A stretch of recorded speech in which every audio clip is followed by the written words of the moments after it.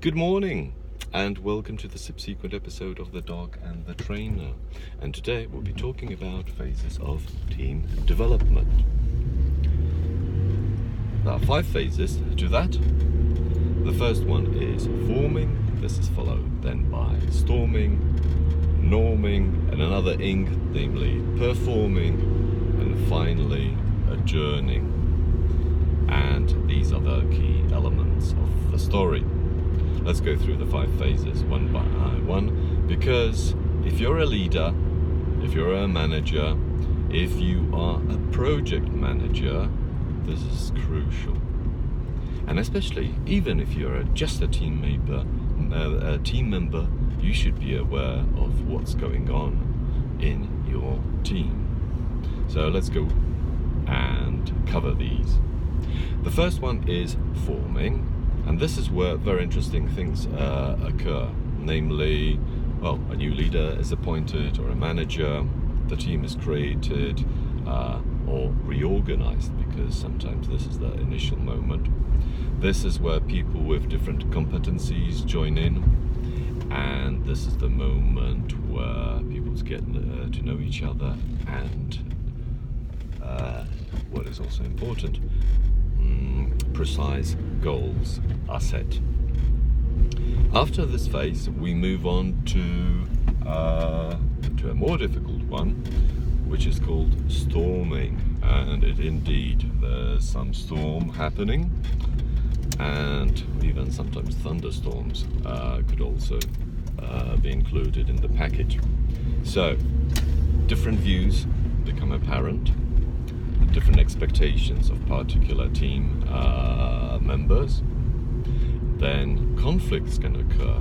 Well, it's a really tough one at a particular point. Power struggles, and who wants to be more dominant, who wants to have a more comfortable position. Well, this is all happening at this phase.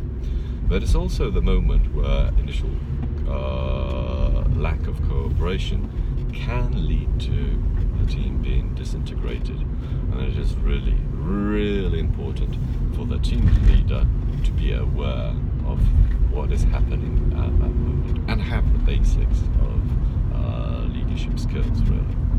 After that phase, we move on to norming. That's the phase of cohesion, the birth of autonomy. So the group, the team can work in an autonomous way. This is the moment when people start listening to each other. Fear just disappears, and there's better communication taking place. Conflict, yes, but it's a normal element of team development. Following that, we go into the 4th phase, which is called performing, and others call it synergy. If we're lucky to have that. And generally, people know what to expect from each other. They are very productive. They want to share. Everyone strives to do the best, in order to achieve the common goal. And later, the 5th element is adjourning. That's when the key goals have been achieved. If it's a project team, this is the moment of closing the project. But in the case of an existing team, maybe the introduction of a new person to the team takes place. New tasks may be given to the team, and this requires simply renewal. So, to sum up, the phases of team development, there are five of them.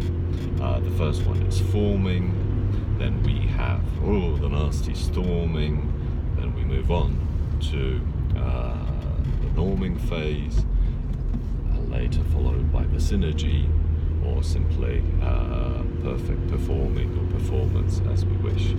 And naturally, each team has its phase of ending, otherwise known as adjourning, or simply a phase of renewal. And sometimes, quite frequently, we start the process once again. So back to forming. I hope you enjoyed this and it's useful, and see you soon. Cheers, bye bye, because we're heading off for the walk with the lady right now. Cheerio, bye bye.